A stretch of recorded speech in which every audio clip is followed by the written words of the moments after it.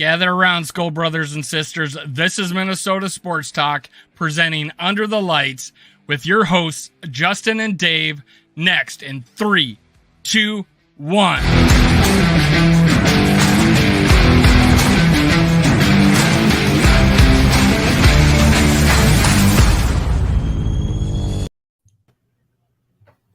Good evening, ladies and gentlemen. This is Under the Lights with myself, Justin, Dave, and two special guests tonight. We've got Steve Rogers. We've got Thor Nystrom. It is a super duper show, ladies and gentlemen. I don't know that there's any more rooms in the house tonight, but we're going to pack it in here. First and foremost, Thor, Steve, how you guys doing tonight? Doing great. Good to be with you guys. Excellent. Couldn't be happier on a Tuesday night. Well, I'm glad you both came. I thought I would considering the loss that we just sustained, I thought I would assemble the Avengers. I got Thor, I got Captain America, and there is no Green Hulk in Skull Land, so we're going with the Purple Hulk.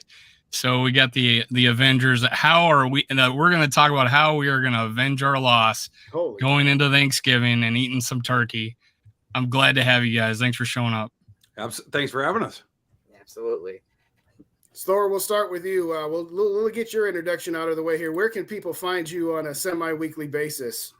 There's a real hint right there. There you go.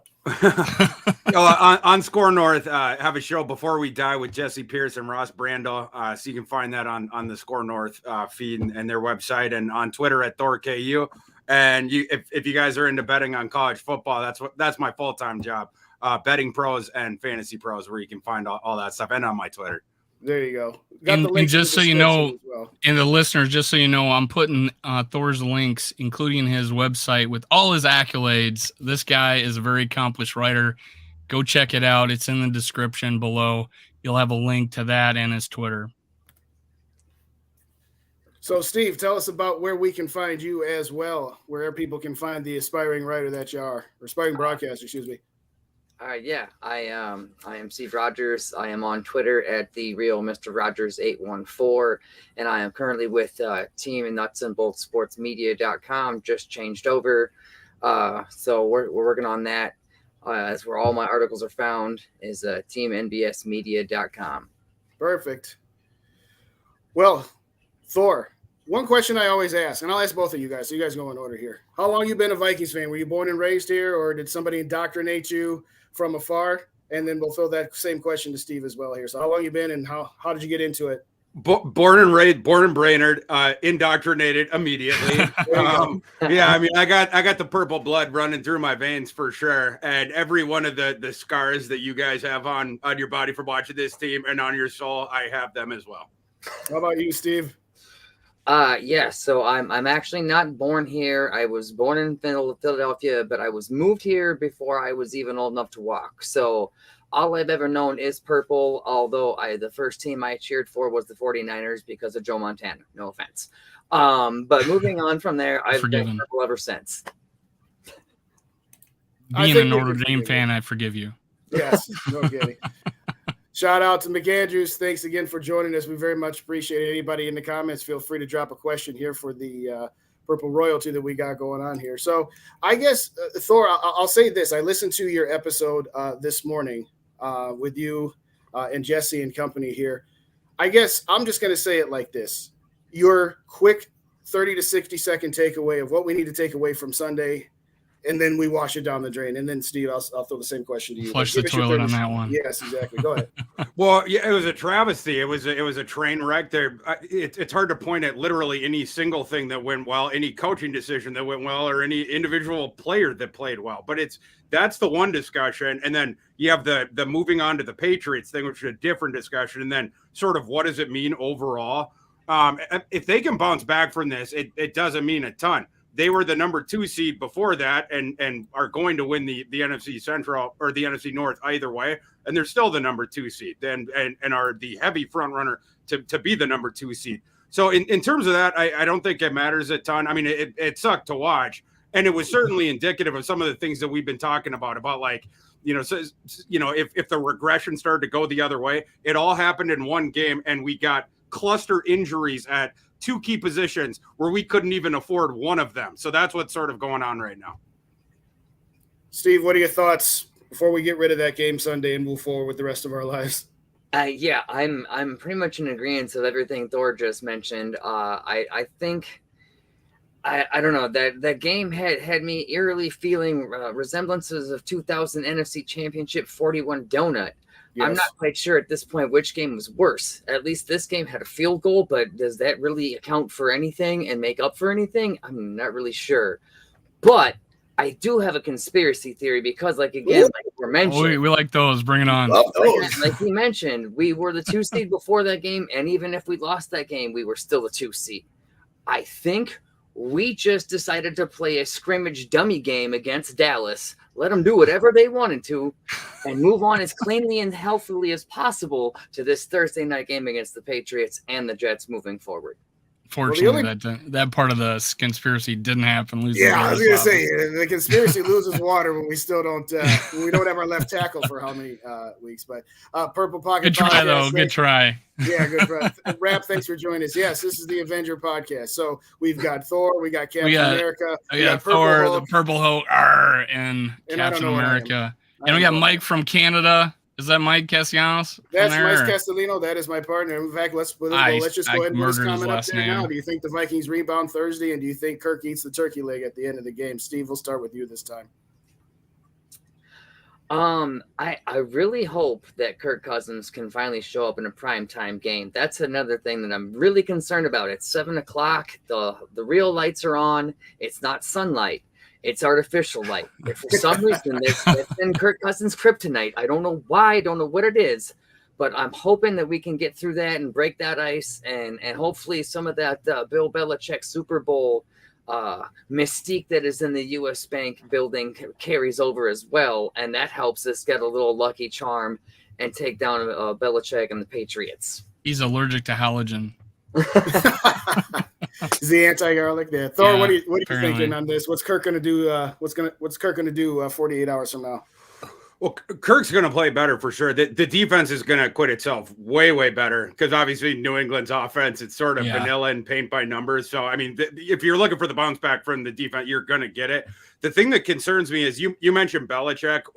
Some of that mystique, I feel like it goes a little bit overboard because it's not giving credit to like Tom Brady and some of those guys. But he is one of the great game planners that we have ever seen. Right. He finds your weakness and he attacks it shamelessly. Like back when he played the Vikings in, what was it, 2006, 2007 on Monday Night Football. The Vikings had really bad cornerbacks that year. The Patriots did not have good receivers, but they played 5 wide the entire game and just went air raid because they knew what the Achilles heel was of the Vikings. Bill Belichick certainly, I mean, Andrew Booth can expect to be targeted 15 times in this game. If they're putting him out there, they're just going to pick on him the entire time. And then Belichick is going to have plenty. New England already has the good pass rush. They have the really good edge rushers, which is already a concern. But we know that Brandel's playing. Of course, Darisaw has already been ruled out. The good news is Ezra Cleveland looks like he's going to play. But Brandel in particular, it's not just that he has a really difficult matchup ahead of him. It's also, I think you're going to see all sorts of stunts, blitzes, things to confuse him in addition to that. So those are the things that concern me. I would probably take the points if I was betting this one on the Patriots, but I do think it's going to be a low-scoring, very close game. No, you're not kidding about Bill Belichick. And I'm going to say it like this. I heard somebody, and I forget which podcast it was on, but Bill Belichick isn't just playing chess while you're playing checkers. He's playing 3D chess. He's going to see your weakness, and he's going to attack it. And then he's going to have a counter because he's going to attack your weakness, and he's going to figure out what your secondary weakness is before you even know what it is and attack it there. So to your point, you're right. I'm without our left tackle, even with our left tackle for a while, this line didn't do very well for when they were together. And Bill Belichick can find your weakness, and he can find your second weakness before you even know it exists. So I completely agree with what you're going with there. Offensively, I think the key to this game is, for me anyway, I'm not saying go back to the Mike Zimmer, Gary Kubiak, run one, pass punt, but I do think there does need to be some level of adjustment to where maybe we need to incorporate this thing called max protect once in a while where I know we love going 3 wide a lot, and that's all well and good when your line can hold up. I mean, we saw what 98 Vikings and 99 Rams did to introduce this passing NFL that we have right now, but at some point, when you don't have the horses up front, it doesn't matter. So do you think that we're going to see a little bit more of Hawkinson and CJ Ham and company staying in to, protect the tackles and thus far, and therefore helping the line out a little bit there, gentlemen? That was my biggest frustration with that game. Was it was so easy, like that part of it with Dallas's front and with Micah Parsons, and then knowing that Christian Darrisaw, if he played, and we knew on Thursday that he was going to play, but he had the concussion. If he was compromised, like you knew that that's a problem, because Dallas, like their pass rush is really, really good, but their run defense isn't very good. And their pass defense, ever since they had all the injuries at cornerback, has greatly regressed. Of course, the week before, Aaron Rodgers and Christian Watson just lit them up. And so, yeah, you have to make adjustments to the scheme. And like, I just went into last week trusting KOC. I just assumed he was going to do it. Mm-hmm. And like the way that you game plan that game, it's like, we're going to use Delvin more. We're going to try to establish the run early. We're going to try to slow the game down. We're not going to run tempo as much. We'll let the clock run so that we can let our defense rest a little bit. And then in the passing game, to your point, either leave guys back, CJ Ham, Hawkinson, however it goes, leave Delvin back to block, whatever you got to do to make sure that Cousins has a clean pocket. If you want to do the downfield concepts, or you have to go to the quick hitting passing game. He didn't have a choice outside of that. But KOC was like, yeah, I'm not going to do either of those things. I'm just going to keep doing what I was doing before. And it's like, bro, you got Brandel lined up on an island with Micah Parsons. Right. You're spreading the defense out. Well, you're zero help. We had 5 blockers, and there was plays where Dallas sent 5 or 6. And the offensive line was already beleaguered. I didn't understand what they were doing at the beginning of the game, and it became even more confusing as the game went on, the fact that they weren't making adjustments. You make a good point. I brought it up several times this year. It doesn't seem like we got like hot routes or we got an outlet pass if things break down. I just haven't seen that in our offense, and I think Tony Romo even brought up the middle of the game, and they need to keep TJ Hawkinson in and block.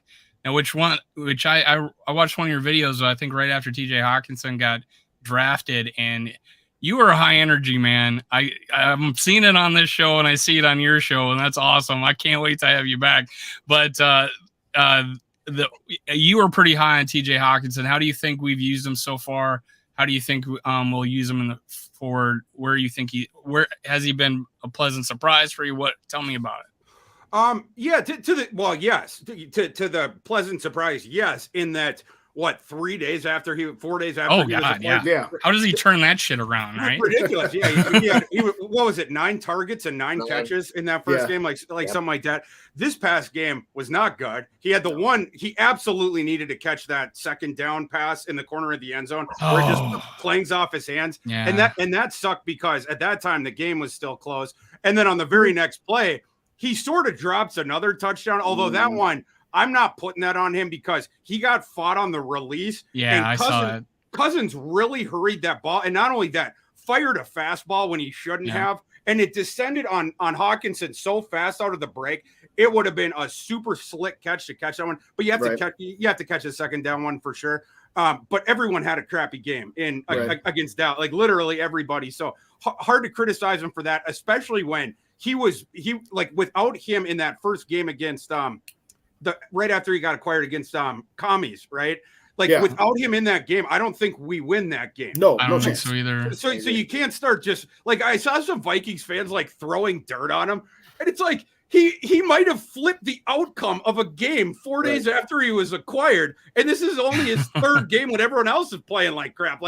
Give the guy a little bit of patience, but just as far as long term, he's everything that you would want in the KOC offense and everything they didn't have before. They didn't have one viable inline tight end, not even one. Irv Smith is not an inline tight end. He's an H-back. And then the 2 backups, they're even below average NFL backups. The Vikings had one of the worst tight end situations in all of the NFL. They may have even had the worst. And now you get a true inline tight end who is projectable. He was in a really bad situation in Detroit throughout. And now all of a sudden he's in a perfect one where he's never going to be the guy that the defense is keying in on. I think it's a great marriage, and I think long term he's going to be great here. I don't know how you're going to follow that up, Cap, but tell me what you think. Are we gonna extend this guy after? I think we get him for 1 more year. Do you think he's our long term solution? Are we gonna sign him? I think you can look at some of the previous work that he has from Detroit, and you can use that as sort of a blueprint of what we can eventually see going forward and more of because of KOC and how he uses tight ends differently. I think it is, like he said, a perfect marriage, and I think he is kind of the future new Kyle Rudolph, a la even better than Kyle Rudolph, maybe even potentially. It's because I think he has more feet about to him and run after catch ability than Kyle Rudolph ever did. But yeah, he's got the hands, he's got everything that anyone wants in a tight end, I think. Well, I'm going to say this to follow up on the TJ, and then I'm going to start with you, Steve, on a good question that we have from one of our commenters here. I'm going to say this. I think when you have such a wonderful first game, being here for less than a week, sometimes we put some unruly expectations on the guy. It's like, okay, yes, he came in and he had a great game, barely being with the team. That doesn't mean that the guy is going to be Travis Kelce and Gronk in his prime and Tony Gonzalez. Okay, you know what? Let's bring the bar back down a little bit to some reasonable level of expectations. Let's say he catches that touchdown pass. Does that mean the Vikings are going to win that game? Not necessarily. That's no different than week 1 in Green Bay when what's-his-face, burnt Patrick Peterson. Does that? Oh, well, if he catches that, the Packers beat us. So let's calm down a little on that. It was an absolutely total systems failure in this game against Dallas. But the McAndrews brings up a nice question here for Thursday, and I'll start with you, Steve. Do you think that they can actually get the running game going? Because while Dalvin Cook had a decent average, it didn't seem like he had all that many opportunities because the Vikings just didn't have the ball in the first half, and then by the time they really did in the second half, it was too late anyway. What are your thoughts on getting the running game going there? I think that they definitely need to work on getting the running game more balanced, more effective. But they definitely need to do a better job of doing something. And they did a good job against when they were in Buffalo. He had almost 150 yards. So a lot of it was on that 181-yard play. But at any given time, that is Dalvin Cook's ability. One cut or any hole, he will find it. His vision is bar none, probably some of the best at running back position in all of the league. And I think Dalvin Cook is given space. I think that he's not being utilized well enough in the passing game. I think they need to kind of do that better and find better ways to find him lined up in space or lined up on linebackers, because I think he can one-on-one a linebacker a lot better than people are giving him credit for. And yes, so the running game is definitely a part. Dalvin Cook is definitely a key part of what we need to be doing here to take some of the pressure off of Kirk Cousins and Justin Jefferson. And then we can go over the top using Justin Jefferson and take shots. And hopefully we can make room against the Patriots here and get some running game going. Judon is scaring me this year, though. What say you, Thor? Well, yeah, I mean, when the game got away from him, obviously then you got to start passing. But part of the reason the game got away from him because they didn't establish the run in the first place. Yeah. And like we talked about, that's what you had to do in that matchup. It's a matchup specific thing, right? Like I'm the furthest guy in the world from establish the run. Like I'm going to, establish the pass guy, and then you set the run up that way. But again, in this specific matchup against that specific team, with the edge rushers they had, and with the overall pass rush that they have, and then with Darrisaw being out or compromised at the beginning, and then struggling, and then being out, whatever. Like you start to think about the pass protection across. Brandel or Darrisaw wasn't good at the beginning. Brandel, of course, isn't good, whatever. And then Bradbury has never been good at pass protection. Ed Ingram has been awful at pass protection all season. Yeah. And Brian O'Neill on the other side, he's like, hey, guys, I can't do everything myself. I mean, he had his hands full because Dallas's edge rushers are absolute studs.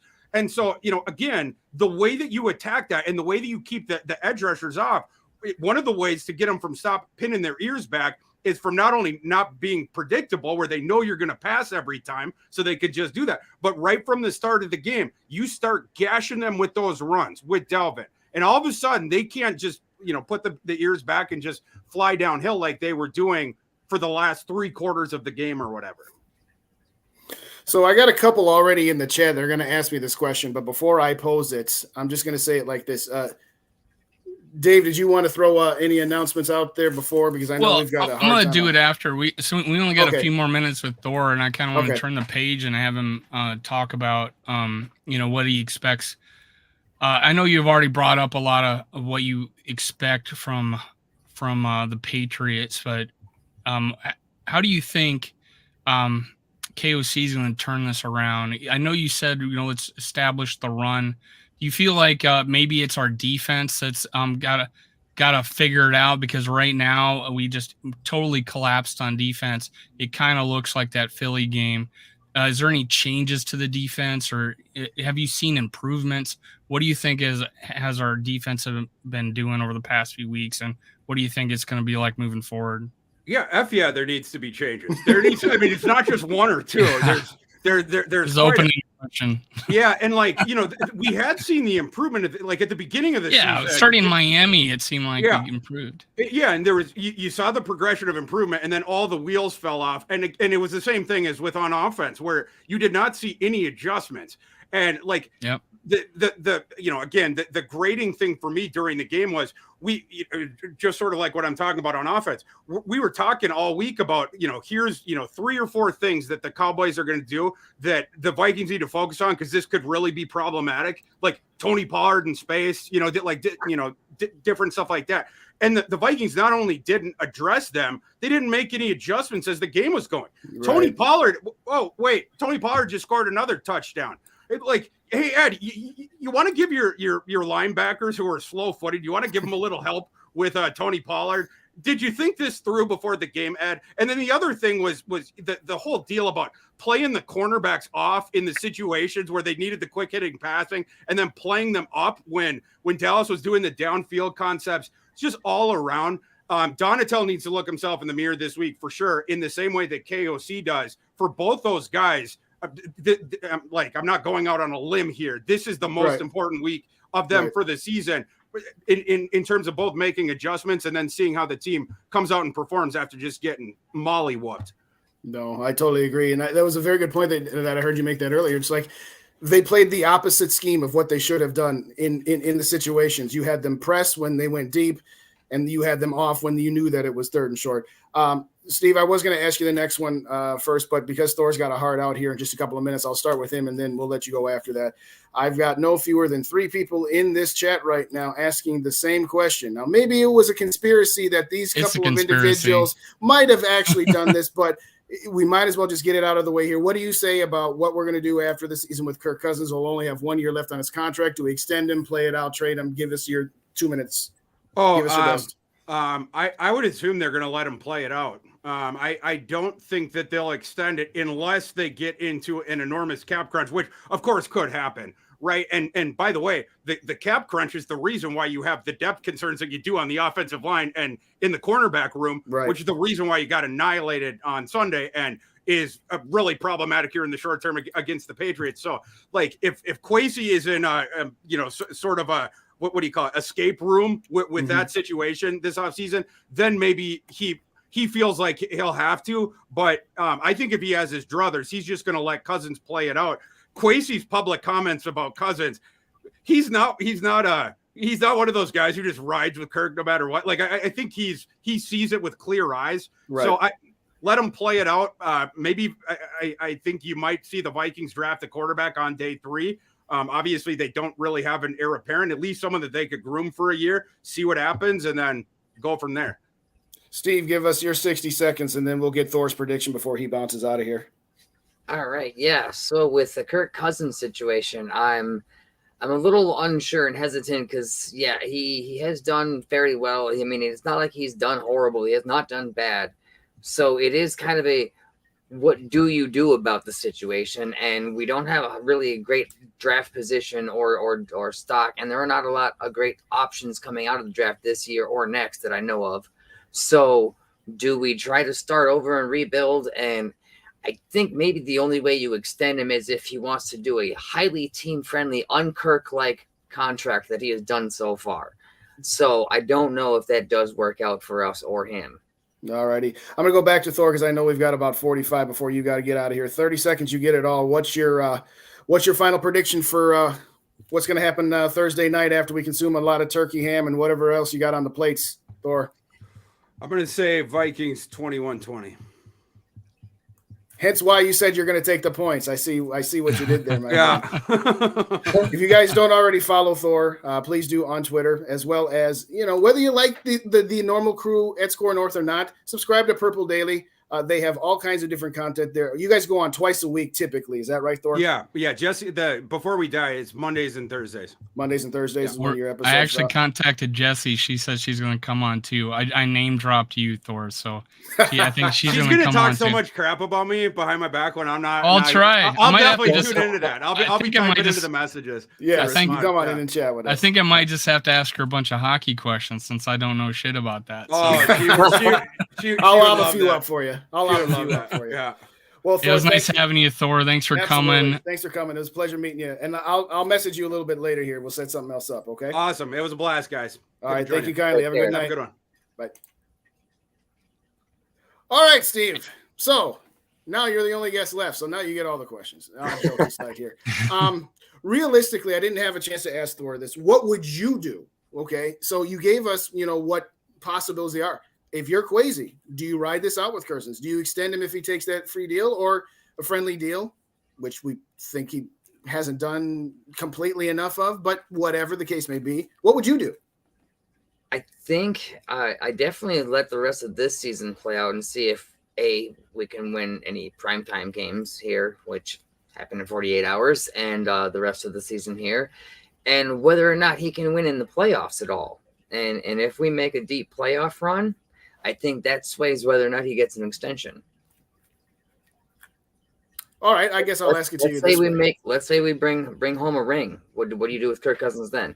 If Kirk Cousins wins a Super Bowl, you sign him to a lifetime contract and you build him a statue. I build him a statue outside my window. Sure. We win a ring. I mean, that's kind of like the teeter-totter we're at. Like it's yeah, I wouldn't kick him to the curb like they did Dilfer. I'm like, Jesus, I'll just write him a check. I think anybody who's watched me for more than 5 minutes knows what I think of Kirk Cousins. I think he's good, not great. I don't think he's garbage like the Kirk Cousins haters. I don't think he's elite like the stands think. I think he's a very, very good quarterback that at the end of the day, I think he has, an artificial glass ceiling. Now, so far this year, he has shown more than what he has in the previous 4 years, in my opinion. Dave and I disagree on that, but that's neither here nor there. Maybe you can settle the tie there. But for me, it's when I came into the season, I said my minimum expectation is getting to the divisional round of the playoffs because they decided not to blow it up and trade off pieces. They said, no, Zimmer was the problem. The culture's the problem. We have the players. Okay, great. Then guess what? You don't get that. Well, it's a first-year head coach, so we're going to keep our expectations low. To me, divisional round of the playoffs is the bare minimum to not call this season a failure. My biggest concern is that the Vikings are just good enough to look like, oh, well, we're just a couple of things here or there away when maybe they are, maybe they aren't, which is kind of what they've been for the last, since 2017. So I guess I'll ask the question this way. What at this point would you say, like I said, if they fail to make the divisional round of the playoffs, I don't care what has been done. That's a failed season to me. Now, if they lose in the divisional round, that's my meets expectations. And if they proceed past that, that's exceeding expectations. What's your meets expectation point of demarcation? Well, at this point, like you alluded to, preseason, I was fully expecting the Vikings to actually win this division the way that they have been. And I was probably the only person on the boat and the ship that was riding the sails of Green Bay's happy trails. I didn't think that they were going to be anything special this year, and I don't believe in Aaron Rodgers' leadership skills because they aren't any. And I just didn't believe that Matt LaFleur is that great of a coach. I think they were riding that hot hand of Devontae Adams and Aaron Rodgers connection. As soon as that was gone, so were the Packers, and it has been proof all season long, and I have been right, left, and right when I've said so. So our division is not the expectation anymore. I believe, like you said, a divisional playoff appearance is the bar because of everything that you laid out. We kept the roster together. We said we had the talent. We said we had the players. We just needed the atmosphere and the coaching to get us over the hill. So now the coaching is here. Get over the hill. I believe Kirk Cousins, like you said, has done a lot of things with these fourth quarter comebacks to quell a lot of the question marks, but it's still prime time, week 2, Philadelphia Eagles. What happened? Let me answer Grandizer's question in this way. Thank you. Sorry, Yeah. Grandizer. Purple Pocket Podcast was either forgetful that Kirk Cousins was not a free agent after this year, or he's thinking 2 years ahead. And so, no, he's not a free agent this year after this year, and we do have him throughout this year. And I believe, and Steve Rogers, just so you know, that that Thor also was a pretty high on the Vikings. He had the preseason 12-5.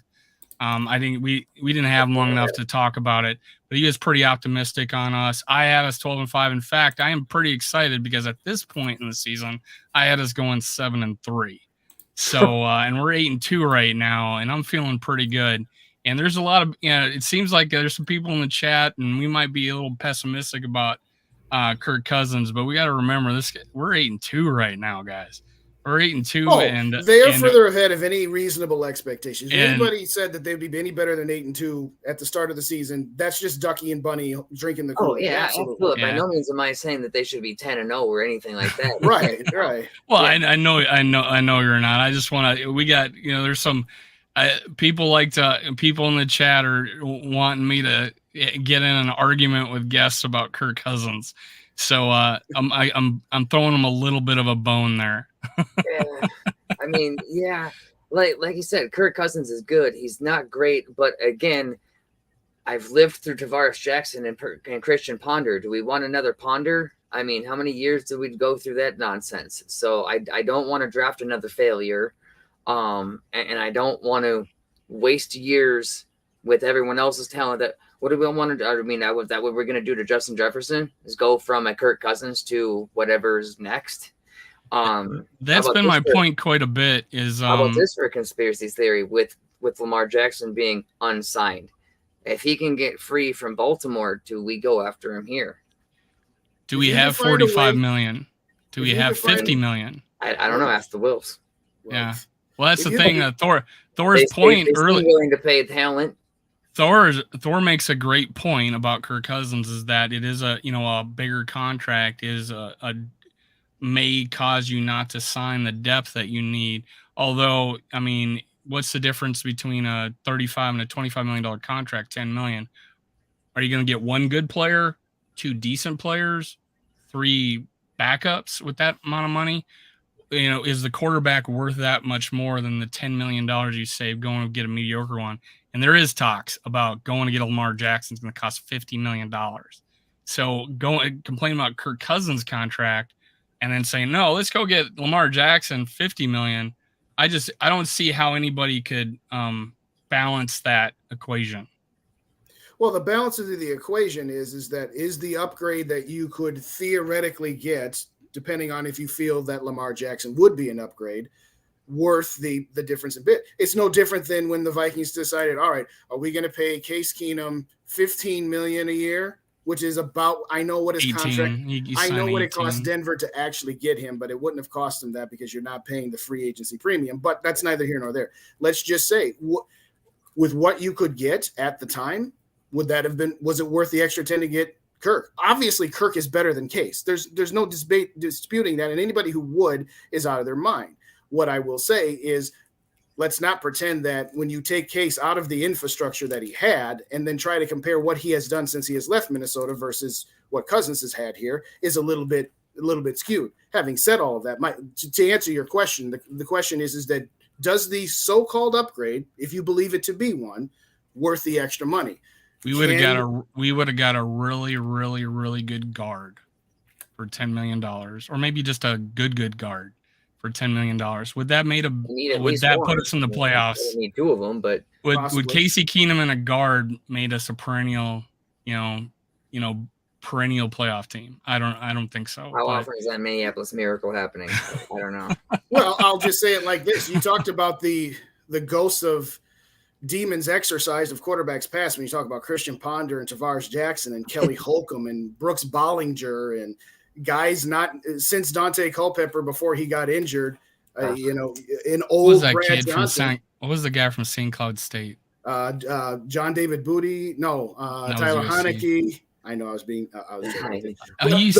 He went to South Dakota State, and then he transferred to St. Cloud, and then he ended up in the NFL, and he backed up Culpepper, and he started for a while. I forget his name. Oh, Todd Bauman? Is that who you're talking about? Bauman, Bauman, yeah. Todd Bauman. I mean, it's almost you can dunk. At some point, it's almost damning Kirk with faint praise when you say, "Well, he's better than all of these." Well, yeah, I would certainly hope he's better than all of those guys, but we don't. I don't know that I'm not going to let rap bait us into getting too much further down. Well, you take the bait every time, so anytime you want to change the subject, I'm all for it. What are we talking about next? If we want to really go down the debate of quarterbacks and Kirk Cousins, we got to give away. Oh yes. Put up the graphics. Put up the graphics, man. Well, when it comes to comparing quarterbacks and Kirk Cousins, I'm actually higher on the list of Kirk Cousins than who's the guy? Matthew Stafford and a Jimmy Garoppolo. I will take Kirk Cousins over both of them. What about out in Oakland? Derek Carr? Yeah. You mean Vegas? But yeah, okay. Sorry, Derek Vegas. Carr. Yeah. Yeah. So the group he's attached to, they're kind of in the same group, right? Boards. But they're all pretty much the same guy. They're good, not great. And if you surround them with a ton of talent and you're making them the passenger versus the driver of the car, they all can do that. I mean, there's a reason why Jimmy Garoppolo. Isn't that what they're doing in Kansas City? Isn't that what Patrick Mahomes is doing? Surrounded by talent. I'm not saying he's not talented on his own, but isn't that what they're doing? How about Miami? What are they surrounding Tua with? Talent. Jalen Hurts, same situation. How much talent are they surrounded him with, and what are they getting in the results? Well, the only difference I'll say with, Steve Rogers holding his own, man. The only difference with Hurts and Tua Tagovailoa is that they can be surrounded because they're on rookie contracts, which what I was just going to say is that when you have all of these quarterbacks that you put the same tier Cousins in, when they're on their rookie contracts, you love those guys. When they're making their market value is where you now have to win on the margins because your margins are so slim. All right. I know Dave really wants to get this. Let's put some graphics up. All right, so we're partnered with Fanatics. In the link in the description below, you can get my JJ2K Jersey and the Draft Hat. These are awesome products. Go down and click on a link. If you buy something there, it supports the channel. Go ahead with another one. So we're giving Under the Lights is giving away a Chuck Foreman bobblehead tonight. All you have to do is subscribe, like, and comment. We're giving another one away. It's autographed by Chuck Foreman. And on January 3rd, we're giving the Chuck Foreman 44 autographed jersey away. Also, make sure you check out his website. The website's in the description below. It's chuckforeman44.com. Use SKOL15 at checkout, get 15% off. And I don't have drum roll music, but we're gonna give away the first bobblehead. This is my kid's Toy Story Woody hat. That's as good as any.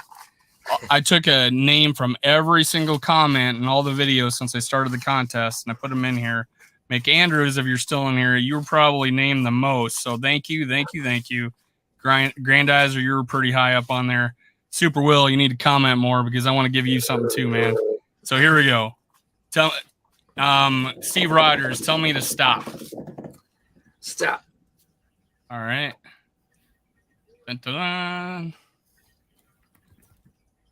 Nasser Ansari, who happened to be like the first person to make a comment when I started the contest. So we'll make sure I get him that. Hopefully I contact him a little easier than the last guy that won my contest. But Nasser Muhammad won. I think I remember him commenting 8-1 after we beat Buffalo on that video. So that's awesome. Congratulations, Nasser. Congratulations, Nasser. That's awesome. Congratulations. Well, Steve, let me ask you a couple of final follow-ups here and then throw back anything else that you want to throw at us here. Because, like I said, it's your world and we're just living in it tonight. And thanks again for joining us. Ultimately, what do you see happening Thursday? And then ultimately, what do you think the Vikings' final regular season win total will be? All right, so Thursday, I'm hoping that we get a little bit better usage of the run game and we see a little bit more explosiveness from Dalvin Cook. And I hope that we actually see a better use of our passing game as well, or at least have the opportunity to use our passing game, since I don't think Kirk Cousins had more than a second and a half in that Dallas game ever. Right. He was under siege every snap, basically. Let's hope that isn't happening again with Judon coming to town, who is, I believe, leading the league in sacks, and on pace to potentially break the sack record at this point. So let's hope our offensive line can do something to keep him off of some of the stat sheet. I think this is going to be an interesting game. I could, for some reason, see us pulling out another Green Bay shellacking and it being 23-6. However, I can also see this being a 24-21 kind of grinded out last field goal wins it kind of game, which is what I went with in my article for the preview of this game come Thursday night. So I think 24-21 is how this game turns out, with us yet again grinding out another close one and getting a field goal late and having some wise coaching decisions and play clock management by KOC. Yeah, I'm hoping the coaching is a little more up to par than it was this past week. I really do think that game was all about the preparation and the game plan coming in, because that blocking scheme against was just not there on the pass rush. We ran the ball well, but if you can't protect the quarterback and you're running long routes with no outlets, no quick passes to get to fight against that pass rush, man. And yeah, we'll run into the same buzzsaw every game if we can't figure that out. What are your thoughts? What do you think the Vikings' final record would be? I mean, if you want to pick game this, game that, you certainly can. What did you have at the beginning of the season? What do you think now? Has anything changed? So I had them going relatively around the 12-5-ish zone, and I think outside of the Dallas game, I really don't see any reason that they can't push toward close to a 13-14 record. So I think you got to figure they've got Chicago again, they've got the Lions again, and they've got the woe is me Packers again. And they also have to face the Colts, who are under better coaching, maybe sort of, or at least leadership, maybe not coaching, but leadership. They're under better leadership with Jeff Saturday now. But I still think they're a 500 ball club. All the other teams are sub 500. Those should be 4 more easily winnable games out of the next 7 that we have, including this New England game that I kind of think we should get. The Jets game is really the only one that's left that really actually concerns me, and maybe the Giants. So if we can go 4-3 in this next 7, I'll be fine with that. What do you feel about the Lions? Now they won 3 straight. Look good this last game. They are trying to put it together, and I guess I do have to have some concern because it is a road game and it is in Detroit. It can get a little hectic and rowdy out there in Detroit. So anything can happen. We have gone to Detroit and stumbled our toe there too. So it is the NFL season, and I guess it also remains how healthy we are at each of these games along the way. I think that has been one of the big reasons why we got to 8-2 is remaining as healthy as we have. So I think maintaining the health is the key, as any NFL season should be. Keeping the guys on the field that need to be on the field will get those wins. And I think 14-3 is probably where I see us finishing.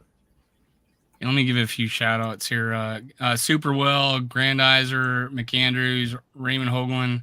I saw your name quite a bit in my hat. So I appreciate you guys commenting on my videos. Purple Pocket Podcast was commenting. He wants to win the jersey. All your names stay in the hat. All the videos that you posted on, all your names stay in this hat for the next contest and for the jersey. Just continue to comment, push my videos. I appreciate it, man. Thank you. Great job, man. Steve, you are eligible for the contest, even though you're a friend of the show. You can comment too and win. All right. So just go back on all of his videos. It would have put a 44 up behind it. There you go. Go back to all of his videos. Just put a comment. I can always add more. I've got a rotation. Right. So ultimately, where do you think this team ultimately ends up? You said you're kind of on the same plateau with me, which is, the division around the playoffs is the standard to what would be the meets expectations to it being a good season. Where do you ultimately think this ends up? I know that it's difficult because, like you said, we have been avoiding the injury bug quite a bit up until the last couple of weeks. And, the Pied Piper's coming around saying, all right, you haven't paid your bills yet, so now you got some accounts past due, so to speak. What do you ultimately see happening? Where do you think they end up? Well, hopefully they can also find a way to cover better the 7-yard cushion that they're giving up on coverage. If they can tighten that up and stop giving up as many points as we're scoring, we should be, like I said, that 14-3 and get into the divisional round. The playoffs, because of the pressure, because a lot of the games are under the lights in prime time. I'm not sure. I'm not sold on Kirk Cousins' ability to play in the halogen lights. I just don't know what it is. It's well known and documented that his statistics prove that he can't perform under those conditions for whatever reason. So can Kirk Cousins overcome his reputation is really kind of its own big thing within what this team can do. So they're tied to each other. And I would love to say that I see the purple at least making a Super Bowl appearance in my lifetime. That'd be great. Has not happened. But I got to see it happen. So I'm just let me get you to the divisional round, and then maybe next year we can have some better defensive pieces and tighten things up and maybe a better offensive line, tighten it all together and bring it home. And maybe this year is the window. So maybe the division round isn't good enough. I guess that's kind of the bubble I'm writing. Is the divisional round good enough? What say you, Dave? Is the divisional round good enough? Well, I mean, my thought. I'm gonna be disappointed if we don't play in the NFC title game this year. I think that's my standard, but I'm not gonna throw the baby out with the bathwater if we have a hiccup and give up a late touchdown to lose the divisional. No, we're not in a Chicago situation. Right. Yeah. You are correct. I'll say it like this. I'll say the same thing I've said the entire year, that if you fail to make the playoffs, if you fail to make the playoffs now, that's a failed season. But it was a failed season regardless. If you get to the wild card round and lose, to me, that's a failed season, unless it is some ridiculously fluky thing like a missed 27-yard field goal. You get to the divisional round in the playoffs, you lose. That to me is no longer a failed season, but it still is a disappointment, particularly now, starting out as they have started, 8-2 now. It will be a disappointment to me if they do not reach the NFC Championship game. I agree. I will not call the season a failure if they don't make it there, because that's too reasonable of an expectation. The only time you can say that failing to reach the NFC or AFC Championship game is a failed season is if you have somebody like Patrick Mahomes, Josh Allen, Tom Brady, Aaron Rodgers in their prime. That's what their standards are. Okay, is you better get to the conference championship game. I'll be disappointed because, like I said, the expectations have been raised. There is no reason why this team should be anything less than the 2 seed. Okay, San Francisco, I think, is going to win the West, and I've said that for 2 weeks before they traded for McCaffrey. That team is just the team that gives me the most pause for concern. But I don't think record-wise they can catch us, and whoever wins the South is not catching us. They're us with a better defense. Pretty much. Well, they're us with better offensive and defensive lines, which is what I've said.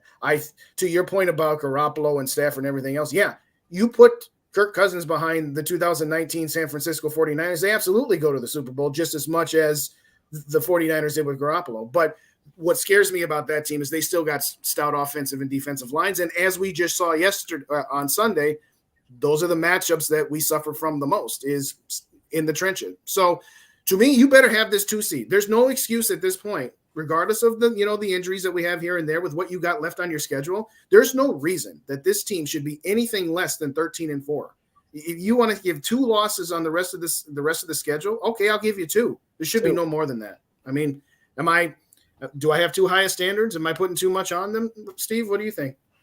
I don't think so. I think 2 is really what I'm willing to give you for remaining losses. I see a window with how good this team can be and has shown us glimpses of at times throughout 8 moments of each of the games this year that you can take and go, well, there's a sign. Well, there's a sign. Oh, well, they did that. I mean, how good did we look week 1 out of the gate? It was just like, oh, okay, this is it. And then week 2, it was back to reality of, well, this is Vikings life. Right. We'll win one game and we'll stub our toe the next, and that's just going to be our year. Well, then we rattled off 7 wins, and it became, how can you beat us? Because in the fourth quarter, we just keep coming and coming, and no matter what, with 10 points, 13 points, 14 points, we're down 17 in Buffalo, and won that game. I mean, where do you go when you're doing that? So yes, we did drop the ball in front of Dallas at home. Yes, I was calling for us to go undefeated at home. Obviously, that's out the window. I think the rest of the teams we face at home here, there is reason that we should be able to win. I think we should be able to beat the Jets at home. There's a window for me saying we should run the rest of the schedule undefeated. Will we? I doubt it.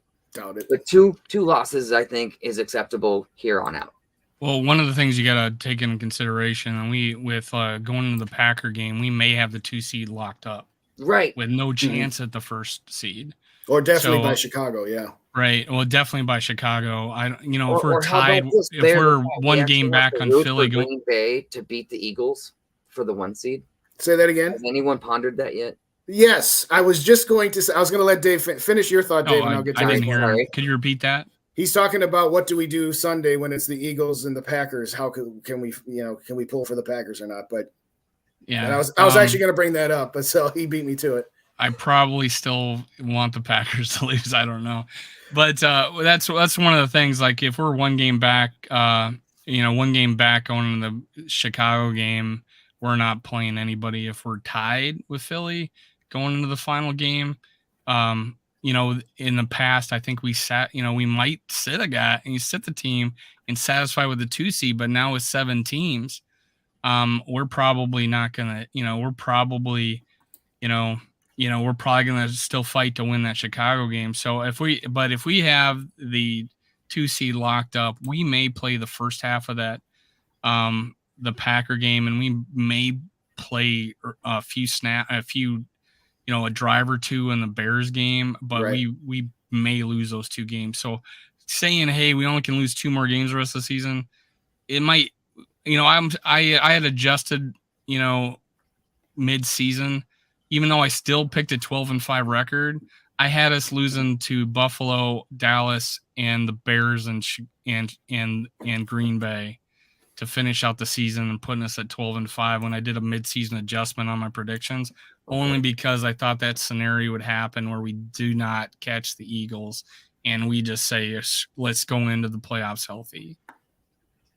My stance was going to be this. If we had beaten Dallas and we were still tied with Philly, then I would have said, all right, I will hold my nose and say the words GPG.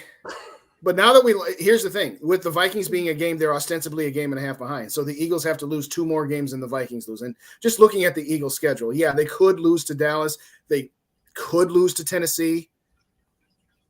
I just don't see it. It's one of those deals where I probably just. Why can't the Giants?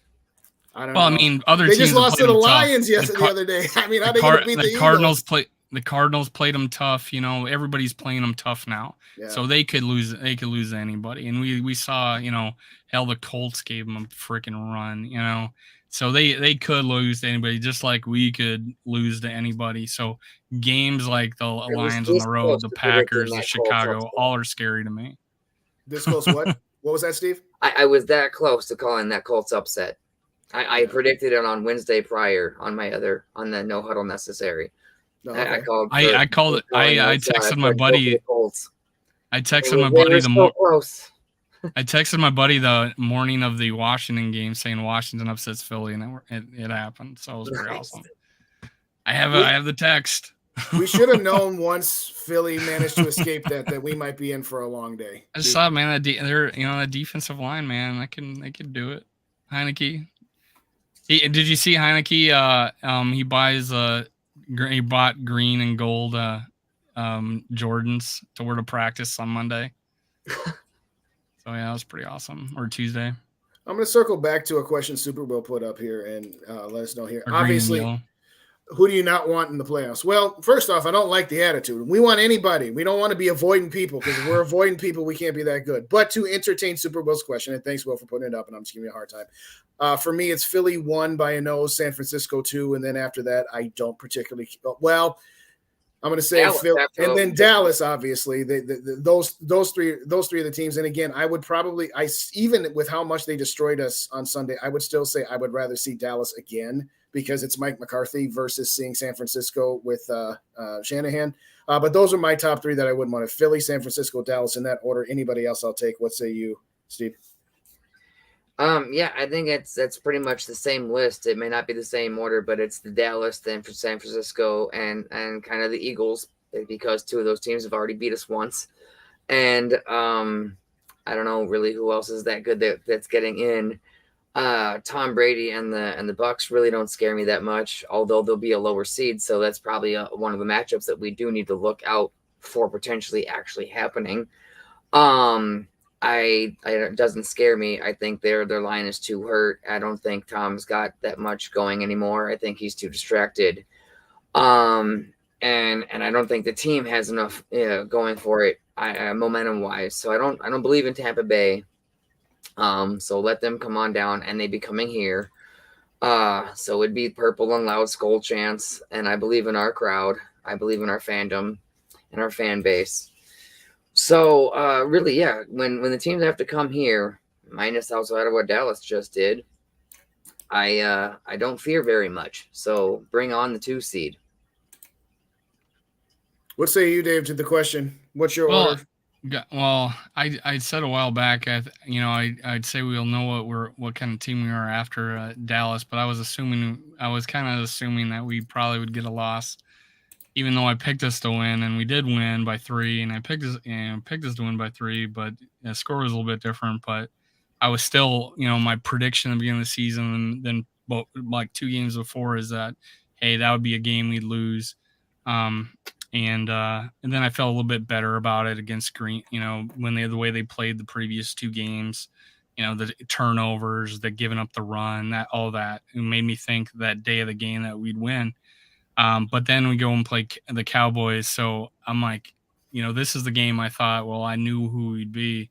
So right now, pretty much everybody on that list is scary of who we'd play, but San Francisco and, Philly and Dallas, obviously, now would be the 3 scariest teams. But honestly, whoever makes it, Seattle has been, doing great stuff. And, I think maybe whoever the 7th seed is, may be the weakest, maybe a team that we'll end up facing, right? Mm-hmm. So we should be playing a pretty inferior team at that point. So hopefully. Shout out the Atlanta Falcons and/or Commanders and Giants that might be getting those last 2 wild card spots. Yeah, I mean, I've been really kind of high on the Falcons. Every time I do power rankings and stuff, I like their team. I do. Especially with Cordero Patterson. Shout out to him getting the NFL record for 9 kickoff returns. So that's pretty awesome. He got most of those with us. So. Where else can people find you, Steve, besides your Twitter handle that I've got across the screen here? Do you got a channel that you need to pump up here for real quick? I don't have a channel, but I do have a Purple Pride podcast that I am getting up off the ground. Episode 4 should be coming either this week or next. And the episode 3 did just come out yesterday. And you can find it all on teamnbsmedianow.com. And that's my home base for all my articles and podcasts, and anything I'm putting up is on Team MBS Media. That's in the link, right? And you texted me, right? Yeah.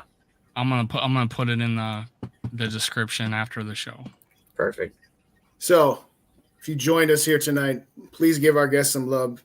Please go comment, subscribe, listen, all that good stuff. If you're watching on my channel, please subscribe. If you're watching on my channel, please subscribe to Dave, who, again, as we all know, is the one who's putting all of this stuff here together. In fact, I'm going to get his logo up here just for the fun of it here, for those of you who might be tuning in. That's Minnesota Sports Talk. He's got the Hulk all decked out in purple. You cannot miss it. Minnesota Sports Talk. Love And it. by the way, if you're watching on Dave's channel, mine's Purple and Gold for Day, so subscribe to me there as well. But in all seriousness, Steve, any final comments, parting gifts? You said your final score prediction. What did you say? 24-21 on Thursday? 24-21, Vikings get the win. So is that a Greg Joseph walk-off field goal, or is that the Vikings are up by 10 and give up a garbage touchdown, recover the onside kick, victory formation? Or is it a Kirk Cousins, hey, I'm down 4 points and I lead them on a game-winning touchdown drive? Yeah, I'm kind of hoping for it to be that it's a 17-21 and we get the walk-off touchdown. There you go. There you go. Dave, your final score prediction. I know you got another one to go here later on the segment, but this is your crowd, so you got to give it. What do you got? Well, I mean, I'm going to give the same prediction. So I'm going to go 24-20. We're going to win this. A fun fact. The last 2 years at Washington, Kirk Cousins had 4 game-winning drives, is second to last year. 5 is last year. The last year he had 4. This year he had 5, and we only have 7 games to go. So he has that. He's regained his clutch gene, and we've seen it so far. So hopefully that carries on the rest of the season. And if we could just figure things out in the first and third quarter, I'd be so happy. Let's do it. I want to get you guys in the chat. Make sure you give your score predictions before this show ends, before we get the final score predictions here. Go click like. I totally forgot to tell people to go click like. And I do not, the chat right now, those aren't entries. You got to comment in the video. So after you're done, go give me a skull on the end of this video. That's what helps push this video. Give me a like. I appreciate it, guys. Thank you so much for listening. Well, I'm going to say this to wrap this up here. I don't remember what I said yesterday on my show of what my final score prediction was going to be. I think I said 27-17. And I don't like to be the guy who goes on different shows and leaves out 4 different scores so that maybe one of them hits. So I'm going to go 27-17. I've been begging for this comfortable win where we don't have to have heart attacks. Well, we didn't have I like your prediction better. Yeah, we didn't have a heart attack game yesterday. We got hey, let's just rip your heart out in the middle of the second quarter and you can just go on with the rest of your lives. But I'm going to say this. I think this is the time that Kevin O'Connell can look in the mirror and say, all right, I just got schooled by a Super Bowl winning head coach, but Mike McCarthy nonetheless. Yeah. I got Bill Belichick coming into my house 3 days later. I better be on my game. I better do all those things that we have talked about throughout this show. When Thor was on, it was just like, you didn't look prepared for this. You didn't look prepared for that. And then when you saw those things, you'd even look like you knew how to adjust to those things. Now, I realize it's Bill Belichick, and I realize that defensive line is still just as stout as Dallas's, but their offense is nowhere near at the level that the Cowboys are. So I think for me, this should be one of those games where I'm not saying they're going to blow them out, but this should be a quote-unquote comfortable win. But that's only the 9th week in a row that I've said such things. So eventually, one of these times, it's going to happen. It's going to actually occur at some point. All right, Steve, 30 seconds, you get it all. My contention is that this version of Kirk Cousins is different than the first 4 years that we've seen him, that he has a little bit more leadership and a little more clutch. Dave has kind of said, well, yeah, but when you compare to where the league is at and where the Vikings rank in relation to all the other things going around the league, that, the stats aren't all that much different. Do you still see Kirk being the same that he's always been, or do you see that while there are times where it looks like, gee whiz, you could probably do more, you still have found ways to pull out games, as you just got done saying, Dave, what is it, 5 fourth quarter victories, that sort of thing. Do you think he's the same guy? Do you think he's slightly different? Break the tie again. I think I have to side with the new Kirko Cousins is the better version of Kirk Cousins, and I think he's happier and freer, and he's playing more within himself and around with his teammates. And I think the camaraderie and the culture and the chemistry is the key factor in all of this. And I think that's what is going to bring us over the hump, and is what has brought all the captain comeback back in the way that he has. I also want to quickly mention that the mystique I was talking about at the U.S. Bank Stadium with Bill Belichick was the last time he was there, the Philadelphia Special happened, and he lost a Super Bowl. That's what I'm hoping for the Vikings to pick some of that up in the building come Thursday and get another victory over Bill Belichick. Philly Special. Hey, as we've always said as Vikings fans, we want to see them win 45-7. Absolutely. Run up the score. You'll hear yourself for more. I don't remember a game like that except for Cincinnati. Like someone brought that up, Cincinnati in 2017. Yeah, 2017. It was when Kendricks had a pick six. Cincinnati was terrible. That was actually, if I recall correctly, that's the game that Teddy got back in for a series. And then I guess you could say we did pretty good against Seattle recently, and then the Packers. But those are like 3 games that I can remember. There's so few and far between. You're right, but at the end of it, it's kind of like that ridiculous notion. Well, do we want Josh Allen? Who wants Case Keenum? We want a victory. We just want a W. That's all we want. Yeah. So to me, whether it's 27-17, I put the scores up here. Let me put them up here again because I didn't get a chance to read. Super Will's got them by a double-digit victory. I will take that. Awesome. Take it, Will. We'll take it. David's got them 21-17. I'll take that too. Andrew's 20-17. Hey, whatever it's going south. Well, they cover in all 3 of those, so that's good. Cover in all 3 of those. There you go. Here. Hey, you're not going to win any money, but hey, get the win for the team. There we go. Hey, well, if you want to win money, all you do is bet against the Vikings because if you're going to pay $150 for a ticket, why not just put a $150 bet on the other team? And if you lose, it's the same as what you would have paid to get a ticket. And if the Vikings lose, you got some money in your back pocket. Like that mattress guy that won like $9 billion or whatever. I forget how much it was. Hopefully this is the year that once again the Vikings are not Lucy and Viking fans or Charlie Brown saying, no, I won't pull the ball back and let you fall on you. Yeah, I know I've used that one a few times, but thanks again, everybody, for joining us. Steve, thank you so much. If at all possible, we would love to have you on here again. It was an absolute blast. Want to thank Thor. I know he had a heart out a while ago, and I think this is right about that time where it's like, well, you know what? You might want to let Dave catch his breath, get a few glasses of water, because if you didn't already know, most of you do, Dave will be back on his channel as well as simulcasting on the Purple Code, which is the sponsoring company. I'm a busy man, Steve. So he's got his show with Rap. Level. Yes, he's got his show with Rap. I'm sure Rap will mention Kirk Cousins once or twice within the first 10 seconds. But jokes aside, if you don't already subscribe to the Purple Code, Purple Pocket Podcast, Minnesota Sports Talk, Purple and Gold for Days. Look for Steve on his channels. We will have those links in the description on the videos on both of our channels here as well. Thank you kindly, everybody, for joining us.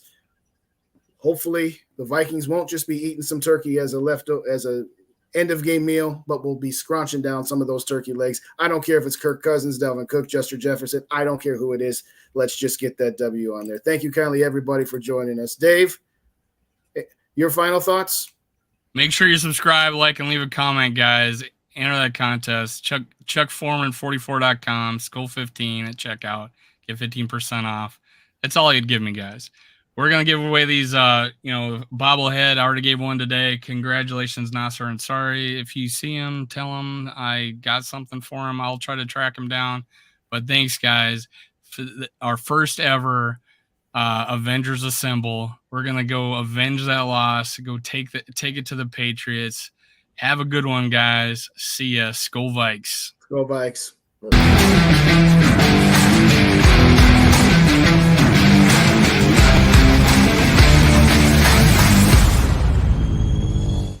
Thank you, Viking fans, for listening. Make sure you catch my other episodes. Also, make sure you subscribe, like, and leave a comment below.